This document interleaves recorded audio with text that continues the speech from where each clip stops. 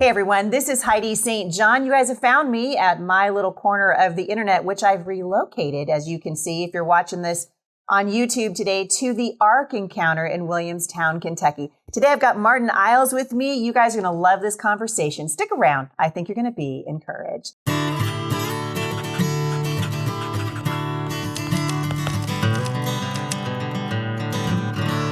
Well, everybody knows, because we've been watching the news, that the culture is on fire, right? It seems like 5 days a week when we bring the podcast to you, we're talking about things that are happening, really outrageous things politically. We're having discussions now around the dinner table as to whether or not men can become women. I just saw a man grace the cover, if you want to call it that, of Brides Today magazine. There are so many issues that we can be talking about today. And I'm thrilled today to have a really incredible young man on the show with me. I just met him here at the Ark Encounter. You guys are going to love him. Martyn Iles is with me. He's an Australian attorney. He's a commentator and a preacher. He was the managing director of the Australian Christian Lobby, one of Australia's largest political movements from 2018 to 2023. And ACL's bringing truth into the public square through people-powered campaigns, parliamentary lobbying, and mainstream and alternative media. And previously, Martyn was the co-founder of the Human Rights Law Alliance, which is a law firm. Wow, you are not sitting around letting grass grow under your feet. Martyn, welcome to the show. Thank you, Heidi. It's good to be with you. And yeah, it's been a crazy 10 years, that's for sure. Lots of things have been done. It's been great. Well, we are desperate in the culture right now for people who will speak with courage and clarity and conviction into really the space that the church has abandoned, I believe, for many generations. And so now, here we are openly talking about transgenderism in the culture. I don't know if you saw the cover of Brides Today magazine. I did. It reached Australia, believe it or not. Did it really? Yeah, it really did. They're not even embarrassed anymore. Oh, no. I mean, we're putting a dude on the cover. I mean, this guy's not even trying to be a woman. A bearded guy, he's a hairy guy. And I think, man, if you try to dress up in this country in blackface, and boy, I'll tell you what, you're in trouble. Yeah. But you can do it in woman face, and that's really cool and woke. What do you think? Well, it's how they normalize things, isn't it? Yeah. I mean, when you do something that's completely outrageous once, everyone says that's completely outrageous. Mm-hmm. But when you do something completely outrageous 10 times, people's barriers start to drop. Yeah. And it's got to that point now where they're being completely outrageous just to lower people's barriers to what's crazy and what's, perverse and what's wrong. And it's making a mockery of women. A man can dress up and he becomes a woman. It's outrageous. Yeah, it is, and it's dangerous. It's outrageous and it's dangerous. It is. The first time I met you was on a phone call with our friend Ken Ham, and we were talking about the state of education in the United States, and you were just talking about how quickly things are normalized. Right, we're now normalizing transgender men, normalizing transgender women. I agree with you. I think that's the point of these outlandish ads and, Bud Light and all of it. I mean, for goodness sake. Yeah. But I want to talk to you about the importance of truth in education and why our young people are being targeted the way that they are. I have a 31-year-old daughter, as you know, and a 12-year-old daughter. Yep. And I am raising my 12-year-old in a very different world than I was raising my 31-year-old daughter, and conversations that to me would have been absolutely unthinkable 10 years ago are conversations I am having to engage with my 12-year-old. And the Bible has a lot to say about the importance of young minds. Yes. And I'm curious to know, because people say, well, it's just education, Heidi. Why do you care? It's reading, writing, and arithmetic. It's just school. Get over it. What say you? Well, education really is at the core of how you change a society. Yep. I mean, if you get the minds of the young people, then you've got the minds of a generation. And it's not long before that generation is in a position of influence, a position of power. And if you can shape their minds a certain way, it's not long. You've just got to wait a few years and you shape the entire culture a certain way. And what you see in education at the moment is an awful lot of lying ideologies. Yep. You see the influence of postmodern thinking. You see the influence of the critical theories, including critical race theory, but also queer theory and stuff like that. The radical environmentalism kind of movement as well. And I could go on. Cultural Marxism, the whole business. You see it everywhere.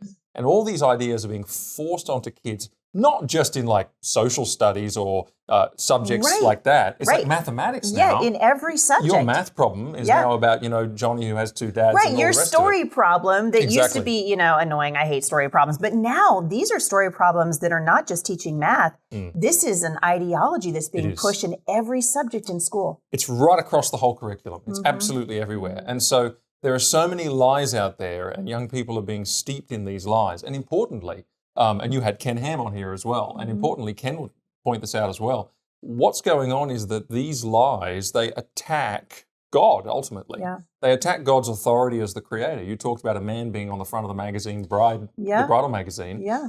What's the problem there? Well, who says what a man or a woman is? God does. God does. Who says what marriage is, what a bride is? God does. You can look at so many other issues. There's the race issue, which is tearing this country apart. Yeah. Who says there's one human race? God does. You can look at the environmental stuff, and who says when the apocalypse will happen, when the planet will end? God does, right? Yeah. And all of this is actually an attack on God, and it's reversing kids' worldview so that they no longer believe in God and they no longer accept God's ways, but instead they believe in themselves. And they think that they can be raised up and be like gods to say, no, I'll be whatever gender I want, whatever sexuality I want, I'll define marriage for myself, I'll understand the world through my own lens. And so it's actually an anti-God movement. And this is why you need people who are bold enough and who are strong enough to stand up for what is true, to cut through all of those lies, so that young people can see the truth. And I have a very strong belief that the truth speaks for itself. When people hear the truth, some people hate it, but some people know it's true. And you just need the voices to be speaking it so that those who know it's true, who know what they're listening to, can be changed by it. Yeah. And that's why you need those voices in education. Yeah, I agree. And I've been saying for a while that the only answer to a bold lie, the bold lie of transgenderism, the bold lie of gay marriage, the bold lie that abortion doesn't take a human life, the only answer to a bold lie is bold truth. That's right. And we know that bold truth is defined for us in Scripture. And yet we've watched as generations of pastors have stopped declaring this bold truth from the pulpits. And so now we're living in a time of incredible deception, when we can be so easily deceived to think that we've got to have conversations about whether or not men can become women or vice versa. Yeah. And now we're watching this generation of Christians who, they know the modern worship songs, right? We can raise our hands and sing with the best of them, but we don't know God's word and we can't defend it.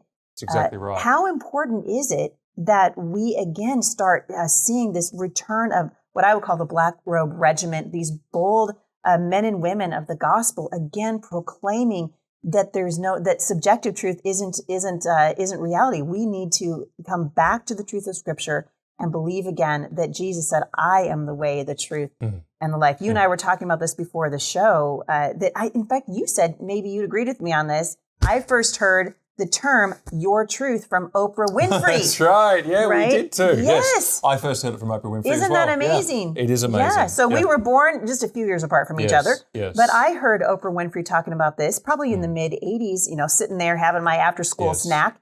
And here she is on the Oprah Winfrey Show saying that she had found her truth. And I remember just scratching my head going, wait a second. I always understood that there was just one truth. It's either true or it isn't. It's either right or it's wrong. Yes. But that has permeated society. Look, it has. And you made a comment before, which I think is really important, which we're dealing with a problem where so many, including pastors and including others, not all, of course, I'm making a generalization, but people who should be strong and firm in telling the truth don't seem to be addressing these issues and don't seem to be able to find the words or the courage or something. Yeah. One thing I think that's going on is that we've taken this view that to love someone is to make them feel good. Yeah. It's like everything else. God's no longer at the center of our thinking. People's feelings are. Yeah. And if God's at the center of your thinking, you know that love is defined by God. God says what's in someone's best interests. God says how you love them, what interests of theirs you're supposed to serve. Whereas if someone's feelings is at the center of the world, it's weird how this is all connected, right? The whole trans thing, it's all about someone's feelings being at the center of reality. And validating those feelings. And what's gone wrong is that too many Christians and too many spokespeople have believed the lie that feelings are at the center of how we should engage with people. And so they think love is about making people feel good. But there's a passage in the Bible where Jesus meets the rich young ruler. It's very fascinating. You read that story and you'll see it says Jesus looked on him and loved him. That's what it says. But a few sentences later, that rich young ruler walks away from Jesus sad. And that is so countercultural today, where people go, wait a minute, Jesus loved him and made him sad? Yeah. Like, how does that work? And not only that, Jesus loved him and let him walk away. But see, Jesus loved him enough to tell him the truth that he needed to hear. He didn't tell him the truth he wanted to hear, because that's not love. You're not serving this guy's interests according to God.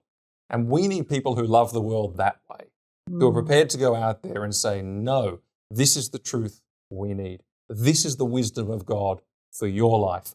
This is how we serve this world's highest and best interests with the truth of God. Yeah. And we need to get that. And I think that's one of the crucial things that lies at the center of this sort of compromise that we see all around us. We've got to get that memo. And when we do, we will no longer be ashamed of the truth and the effects that it has. And we won't be surprised when it makes some people angry. And we won't be surprised when it makes some people sad. And we won't be surprised when, as God promises, it is fruitful with some people and it changes their lives for the better. And we need to be strong enough to love people like that. We need to put God back at the center of our thinking in the way we speak and in all that we do. How do you talk to a generation who's been told to sort of be quiet, that your faith is something that you keep to yourself? We keep our faith inside the four walls of our churches. You and I had this conversation briefly yesterday, when we spoke about my run for Congress. The church has been told from the pulpit now for generations, we don't engage in that thing, right? It should be the gospel or politics, the gospel or education, the gospel or entertainment. But the Bible speaks a much different message. And I think it's the gospel and politics, the gospel and education. How do we get this message to the rising generation who've really been left with the ashes of a misapplied theology, and they're struggling under the weight of it, right? Because we've sacrificed truth on the altar of a misguided mercy. Yeah, it's interesting. I'm always trying to work out where that kind of division came from. Yeah. Where they're like, oh no, only this bit's the gospel. The message that Jesus came, Jesus died, Jesus rose again, put your faith in him and be saved. That's the gospel. Yeah. Nothing else is the gospel, right? Nothing else. Right, that's the gospel or. Well, 1 Corinthians 15 says that those are the things of first importance in the gospel. That's the foundation stone, right? So great, you've got the foundations. Yeah. But when the Apostle Paul wrote Romans, he wrote 16 chapters about the gospel. And he began with an analysis of a God-rejecting culture. And then he began with the realities of the sin in his world. He began with the denial of God that's out there, the people who look at the evidence and believe in alternative theories to, there is a real God. He talked about paganism. He talked about the exaltation of the self, putting self at the center of everything, like we just said. And he deconstructs all of that. And Paul talks about that in the book of Romans when he's talking about the gospel. And you think, well, what relevance does that have to the gospel? It has a lot of relevance. Not only does it establish the need for the gospel, but also it shows us that the gospel has a place the gospel is spread by our testimony at large in society. What do I mean by that?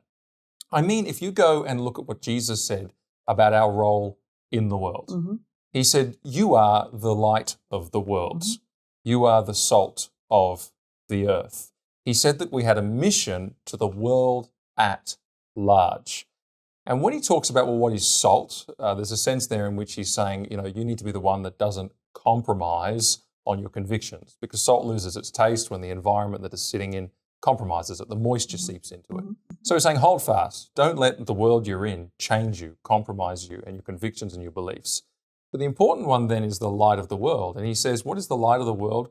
The light of the world is when you are seen for your good works in the world. You're not hiding away, you're not under a basket, but you are doing good works. And you go, well, what's a good work? Well, I tell you what, going out into your vocation every day and being a witness for Jesus and upholding the truth of the Bible, that's a good work, right? Having a Christian family that is an incredible testimony to God's model for families, that's a good work. And it's interesting, all of these things are testimonies to the gospel itself. But we've drawn a line. And we've said, no, the gospel is just about what's in my little head. The gospel's not about how I'm living. The gospel's not about what I'm doing as I'm thrust out into the world. And I have found in my work, which is in the public squares, which is in the political spheres, which is in those sorts of areas, you wouldn't believe how that the testimony of just an issue of truth can ignite an interest in someone who says, what's that all about? And then they start asking questions. And what happens is what Jesus promised, which is he says that when you are the light of the world and your light shines before people and you do your good works, he says they will see your good works and glorify your Father who's in heaven. It'll have a gospel impact on them. And I saw that time and time again. We had people come to Christ because I did a video about homosexuality, and because somebody will be on the internet and they'd be questioning it. They might be someone who themselves thinks that they might be gay or something like this, and they've Googled the issue. They're not Christian. They find the video and they go, gee, where did you get that from? That makes sense. And they'll start a journey and start thinking. I talked about family. My parents had a Christian family, and it was the greatest witness in their life. People would come over to the home and say, "What's this all about? Who are you?" Mm-hmm. And so being in the public squares like that, or being a Christian testimony in every sphere of life, that is the gospel. Mm. And we've forgotten that. Mm-hmm. It's so crucial to remember it. It sounds to me, I'm curious to hear about the work that you've done in Australia, because Australia is a very secular country now. Sure I mean, it sounds like I'm from Washington State, where so you can sort of lump, Washington and Oregon and California into sort of all the same socioeconomic, very, very liberal, kind of a leftist environment. You are in a very similar, probably even maybe a step ahead of where we are. What is the political environment in Australia? Where do you see this going? Because it seems to me we should be paying attention to what's happening in Australia here in the United States. Yeah, and I think this partly answers the question you asked just before. Yeah. In America, you still have people saying, "Oh no, we just stick to the gospel. We don't worry about anything else." It's almost a luxury to be able to say that. Yeah. You can't really say that in Australia because that's amazing to me. It's not always been that way. No, it hasn't always been that way. And the reason you can't really say it in Australia is because every day you are challenged about your convictions about the issues we've been talking about. So in Australia, we've got this situation where, in America, there's a big talk about companies going woke. Right. Like every company in Australia is woke. They're all woke. You can't find an airline or a bank or a grocery store or anything that isn't woke. Also, all of the educational institutions are woke. But also there's very, very few Christian institutions over there. You can't really just go to a Christian university. You've got to go to a mainstream secular university. There's very few Christian institutions to work in. You can't get a job at the Ark Encounter in Australia. You're going to go out into a secular law firm, and you're going to be every day standing out. Like they'll do Wear It Purple Day, come and celebrate LGBT identities. Yes. And you're going to show up and be like, "I'm not wearing purple." Or they're going to say, "Hey, put your pronouns on your email signature," or come to this training about acceptance of all these different lifestyles and ideas. Australians are constantly in the crosshairs in their daily life, and they feel it, the Christians do. And they are called to draw a line in the sand and say, "You know what? I don't go along with this because X, Y, or Z." And there might be some people who you talk about who are like, "Well, that's not the gospel." Right. Well, what are they supposed to do? Right? And you wouldn't believe it. Through that little testimony every day, their light shines. Yes. And that does create a gospel work in Australia. People are converted still in Australia, even though the political system is so bad. The gospel advances at that grassroots level through the individual, moment by moment, day by day, situation by situation testimony of God's people. There are a lot of people listening to this right now who are frustrated at the state of politics in the United States. We're frustrated by what we see happening. Certainly, I am in our education system. And they're wondering, where do we go from here? We listen to you talk about what's going on. Every company in Australia is woke. And you start to feel like, it's discouraging, right? It's depressing. What do you say to the rising generation? So, for example, one of my sons said to me, I have a son who's been married for a couple of years to a NICU nurse. You guys had terrible lockdowns in Australia. I think much worse than in the United States. I mean, you had drones, and I mean, it was. I saw you on the YouTubes. Dude, it was crazy. It's kind of terrifying. And my son said to me in the middle of all that, because his wife is a NICU nurse, he said, "I'm really tired of hearing all this talk about how the world is getting worse and things are getting darker. Is there anything that you can say to encourage us?" And I think that's a really good question for you, because there are a lot of young people listening to this right now who feel this sort of sense of malaise or hopelessness. What is my role in the culture right now? And what do I have to look forward to? This is a very important question. And this is one of the things we tried to put front and center in our work in Australia, was to give the answers and the hope that people need, not just talk about the problems. We're not just saying, "Oh, it's another disaster. Oh, it's another woke thing. We were giving people answers, and we had programs with young people where we got them together and did worldview training. But importantly, we sort of told them, well, what is your job in a world like this? Firstly, their understanding that they weren't alone was very powerful because they felt so alone. But it's really the job of a Daniel. And I talked about Daniel the other night here at this event. And the job of a Daniel is to realize that you are swallowed up inside a very anti-God system. And you may actually find yourself quite alone in your desire to serve God and in your convictions and your beliefs. And in that aloneness, you can feel like it's all over.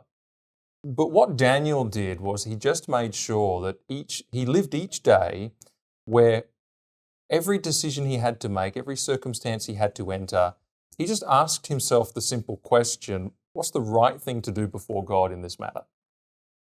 And he would always do it. And the problem young people in Australia have is they say, well, hang on, if I just do the right thing on a day, like Daniel did, I'll lose my job. Or my friends will ostracize me. Or I won't get the networks and relationships that I need to get ahead anymore. And all these sorts of things. And those are the very real daily concerns that they have. The important thing for us to understand is that Daniel didn't think like that. Daniel didn't think, well, I'm going to engineer my own future and my destiny and I'm going to compromise to get there. He said, no, I'm going to do the right thing today and I'm going to be a witness and a testimony in the immediate situation that God's put me in, and God will take care of the rest. And God will look after my future. I can't plan my future better than God can. I better leave it in His hands. And in days like this, you need God on your side.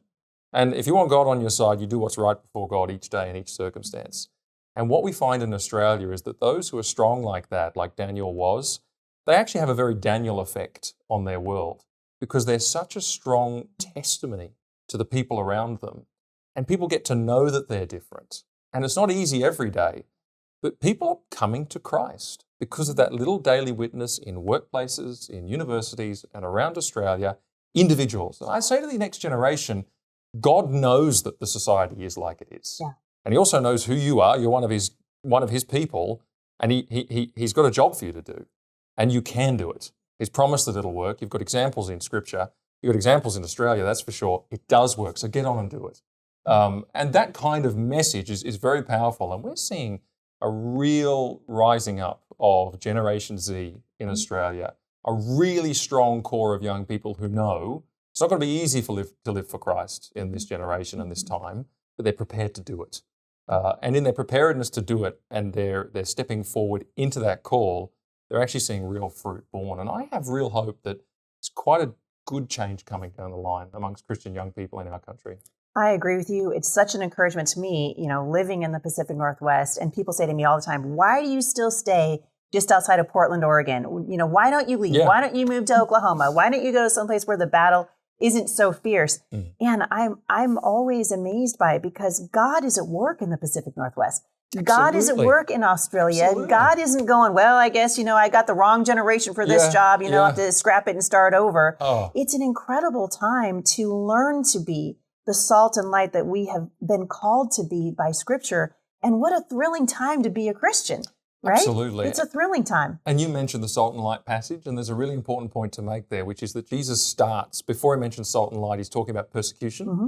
And He's basically like, you're going to be reviled, people are going to be disgusted by you, people are going to get angry by you, you'll be insulted for my sake. You may lose your life. Exactly, you may lose your life. And in our day, it's, was losing jobs and stuff, which is comparatively mild. Yes. But He's saying that people are going to be mad at you, people are not going to like you, you're going to face all these challenges, and everyone's going, oh, gee, am I really? That's terrible. But then He goes, but if you'll be the salt and if you'll be the light, right, what happens? People see your good works and glorify your Father. So you're up against the wall going, oh no, what am I going to do? But He's like, no, there's hope, there's a way forward, and you can turn this around.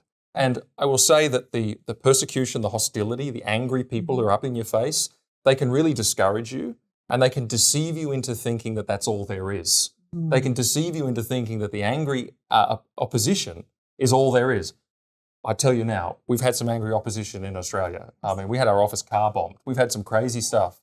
But through the work that we have done, we have seen the gospel go forward, and quietly God has reached and changed lives through what we've been doing. And I want to give people that encouragement. And I think that's there in that Matthew 5 passage. Angry opposition, quiet advancement of the kingdom. And even in the Pacific Northwest, even in Australia, I tell you from firsthand experience and from meeting thousands of people, that is definitely happening. Yeah, it is. And people can be encouraged. And I think, and I want to end on this because I think it's so important. The Bible tells us in the Psalms that our days have been already ordained for us, right? When I was running for Congress, I had my life threatened. I mean, all kinds of crazy things were happening.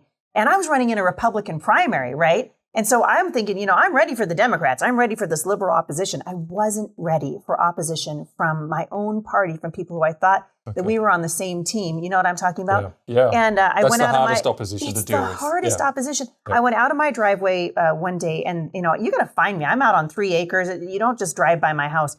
and there was a broken wine bottle on my mailbox, and the wine label said retribution on it, and it scared me. And I called my friend, Pastor Rob McCoy, and I just wanted someone to feel sorry for me. I just was like, it's so hard out here. It's so hard. He said, are you done? Are you done? And I thought, yes, I'm definitely done. And he said, Heidi, he said, did you really think you're going to step out onto the front lines and Satan was just going to leave you alone? Right. He said, you are who God said you are. God has put you here for such a time as this. And whether it's COVID or a car accident or running for Congress, you're not going home a day before the Lord of Heaven's armies has already decreed it. So walk this out without fear. And I think once we realize our times belong to the Lord, our lives belong to him, we're here to give him glory. It does remove the fear and allows us to walk out the purpose that God has for our life. Exactly. And there's nothing like the knowledge that you are doing a work that God has given you to do. Yeah. And there's nothing like having that conviction that, there is an answer to the world's needs and you've got it.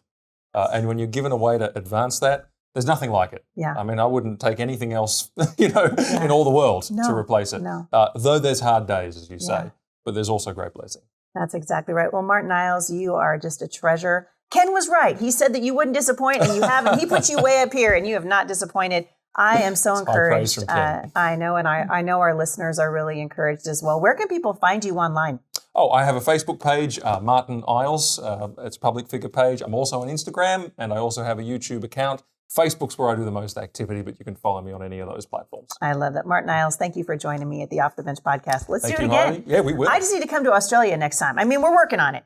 You should come to Australia, and I should teach you Australian slang. Yes. And then you could integrate like a local. Excellent. And we'll do a podcast. Excellent. I love that. A little Australian slang right here at the Heidi St. John podcast. I hope you guys have been encouraged by this and blessed as I have been. Go out into wherever God has you today. Be the salt and light that God has called you to be. Love your people well. And I'll see you right back here again at the intersection of faith and culture.